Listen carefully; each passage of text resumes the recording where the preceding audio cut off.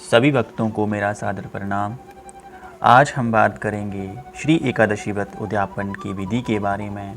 इनका उद्यापन कैसे किया जाता है, क्या इनकी विधि है, सारा आज आपको विस्तार में बताएंगे। एकादशी व्रत उद्यापन के दिन यजमान नित्य क्रिया से निवृत्त होकर शुभ्र या रेशमी वस्त्र धारण करे, अपनी पत्नी को उसी प्रकार पवित्र करके पत्नी सहित शुद्ध मन होकर आसन पर बैठे और मंत्रों का उच्चारण करे। सबसे प्रथम हरिओम अपवित्र पवित्रो व सर्वावस्थम गतो पिबः, इस मंत्र से यजमान पवित्र विचार धारण करे और भगवान का ध्यान करे। पुनः अपवित्र पवित्रो व, इस मंत्र से पवित्र करे। यजमान के हाथ में अक्षत पुष्प सुपारी देकर शांति पाठ स्वस्ति वाचन का पाठ करे।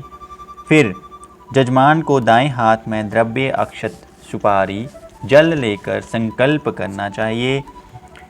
संकल्प करके पृथ्वी गौरी और गणेश का पूजन, कलश स्थापन, आचार्य वरण आदि करके संकल्पित सब क्रियाओं का संपादन करना चाहिए तथा पूर्व निर्मित सर्वतोवद्र पर ब्रह्मा आदि देवताओं का आवाहन करना चाहिए।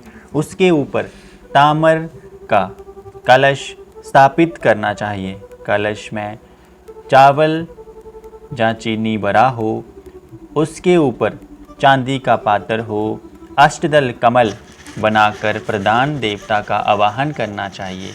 सहस्त्र शीर्षा पुरुषः इत्यादि मंत्रों से लक्ष्मी सहित विष्णु का आवाहन करना चाहिए। अष्टदल के आठों पात्रों पर पूर्व आदि क्रम से अग्नि, इंद्र, प्रजापति, ज, विष्णु, विश्वदेवा, ब्रह्मा, वासुदेव, श्री राम का नाम लेकर आवाहन करना चाहिए।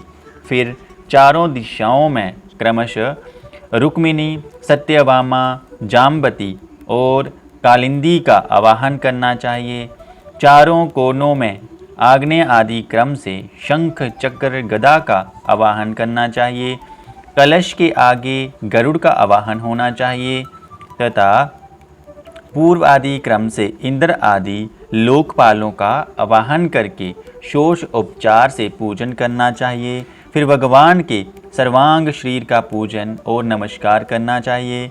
स्नान, धूप, दीप, निवेद्य, तांबुल से पंचोपचार पूजन करना चाहिए। पात्र में जलदार नारियल, अक्षत, फूल, चंदन और स्वर्ण रखकर घुटने के बल बैठकर इस श्लोक नारायणं ऋषिकेशं लक्ष्मीकांतं दयानिधे गहनार्घ्यं मया दत्तं व्रतं संपूर्ण हेत्वे ये अर्घ देना चाहिए।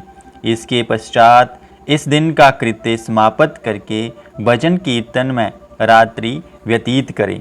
दूसरे दिन यजमान तथा आचार्य नित्य कर्म करके पुनः आचार्य पवित्र होने वाले मंत्र से आनोभद्रा आदि मंत्रों का पाठ करके हवन का संकल्प करें और आवाहित देवताओं का पंचोपचार से पूजन करें तथा सहस्त्र शीर्षा पुरुषः इत्यादि 16 मंत्रों से प्रदान के लिए हवन करना चाहिए। आवश्यकता अनुसार केवल घी या पायस अथवा घी या पायस अनयुक्त घी का हवन करना चाहिए। हवन के पश्चात 3 बार अग्नि की प्रदक्षिणा करें। फिर जानू के बल बैठकर पुरुष सूक्त का पाठ करना चाहिए तथा शेष हव्य तथा आज्य का हवन करना चाहिए तथा आचार्य शुल्क प्रहरण करके प्रायश्चित संकल्प कराए और हवन समाप्त करें। ब्राह्मण को तूर्ण पात्र का दान दें। आचार्य को दक्षिणा के साथ सबत्सा सालंकारा श्वेत गाय दें। आवश्यकता अनुसार यजमान 12 ब्राह्मणों को केशव आदि देवताओं का 12 देवताओं का स्वरूप मानकर उनका पूजन करें। कलश दक्षिणा धन मिठाई और बस्तर से युक्त करके दें तथा प्रधान पीठ पर कल्पित केशव आदि देवताओं का उद्यापन करके आचार्य को दान दें। अतः आचार्य वैदिक तथा मंत्रोक्त जल छिड़के अग्नि की पूजा करें, फिर प्रार्थना करें, विसर्जन करें। ब्राह्मणों को भोजन कराकर दक्षिणा सहित तांबूल दें। स्वयं भी सपरिवार इष्ट मित्रों सहित भोजन करें। इस प्रकार विधि पूर्वक योग्य आचार्य के निर्देशन में उद्यापन करने से एकादशी व्रत की सिद्धि होती है। इस प्रकार एकादशी की व्रत का उद्यापन की विधि इस प्रकार थी।